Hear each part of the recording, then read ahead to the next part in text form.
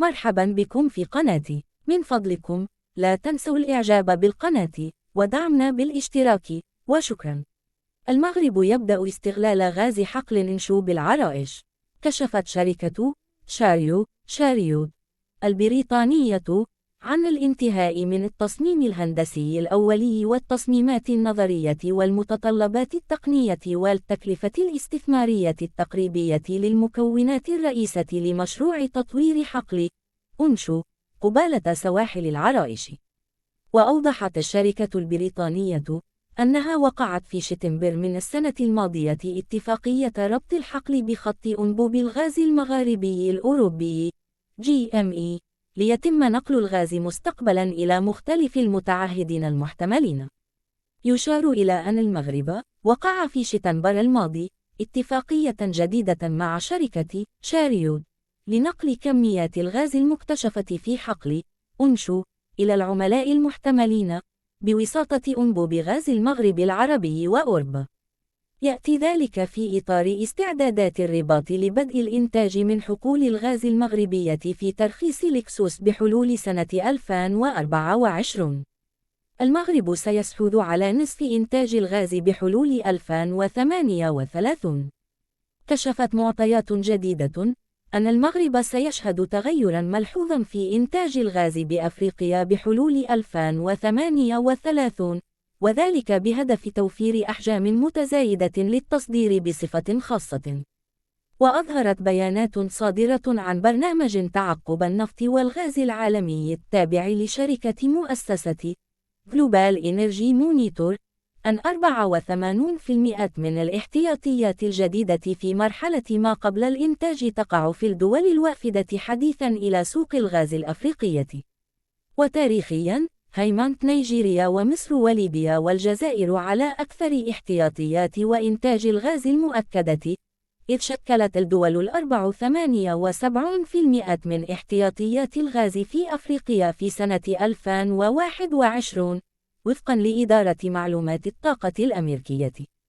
ويبلغ إجمالي هذه الاحتياطيات الجديدة أكثر من 5137.5 مليار متر مكعب، مع انبعاثات محتملة تعادل نحو 11.9 مليار طن من ثاني أكسيد الكربون، مع مواجهة الإنتاج من العديد من هذه الحقول معارضة بسبب التأثيرات المحتملة في النظم البيئية والمجتمعات المحلية.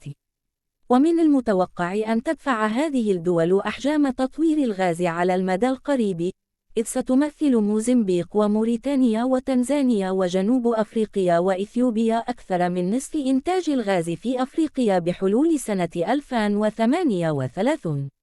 ومن المتوقع أن تقود الجزائر ونيجيريا معظم أحجام صادرات الغاز في أفريقيا في المدة من 2022 إلى 2025، مع أحجام صادرات إضافية من غينيا الاستوائية ومصر وموزمبيق والسنغال وموريتانيا.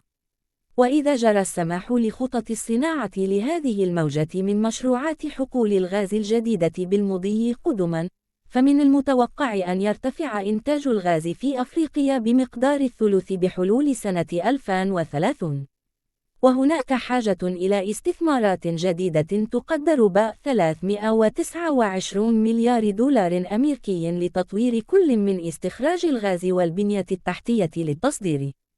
ومع ذلك، فإن معظم تطورات حقول الغاز هذه مخصصة للتصدير، ولا تفعل شيئا يذكر لمعالجة معدلات الكهرباء المنخفضة في جميع أنحاء القارة، مع تعريض مزيج الطاقة في أفريقيا لتقلبات أسواق الغاز.